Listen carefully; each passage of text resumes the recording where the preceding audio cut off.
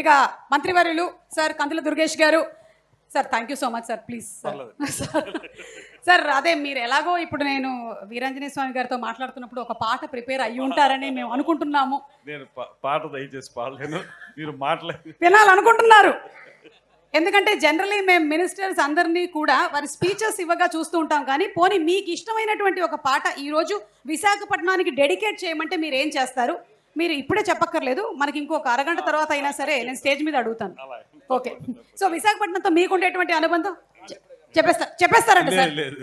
ఆయన చెప్పేస్తారు. విశాఖపట్నం అనగానే ఒక సంస్కృతి సాంప్రదాయాలకి పెట్టినిల్లు, అదేవిధంగా అద్భుతమైనటువంటి కవులు కళాకారులు పుట్టినటువంటి ప్రాంతం. దాంతోపాటు గురజాడ అప్పారావు గారు లాంటి దేశాభిమానం కద్దని ఒట్టి మాటలు చెప్పబోయి గట్టి మేలు తలపెట్టబోయి అని చెప్పినటువంటి కవి కానీ, అదేవిధంగా ఇదే ప్రాంతం నుంచి వచ్చినటువంటి ఉత్తరాంధ్ర ప్రాంతం నుంచి వచ్చినటువంటి అనేక మంది లబ్ధప్రతిష్ఠులైనటువంటి గాయకులు కానీ కళాకారులు కానీ వీరందరూ మాకు స్ఫూర్తి. అటువంటి మహానుభావులు పుట్టినటువంటి గడ్డ విశాఖపట్నం అంటే అదొక అనుభూతి. నేను పక్కనే ఉన్నటువంటి తూర్పుగోదావరి జిల్లాకు చెందినవాడు అయినప్పటికీ కూడా విశాఖపట్నంతో ఒక ప్రత్యేకమైన అనుబంధం ఉంది.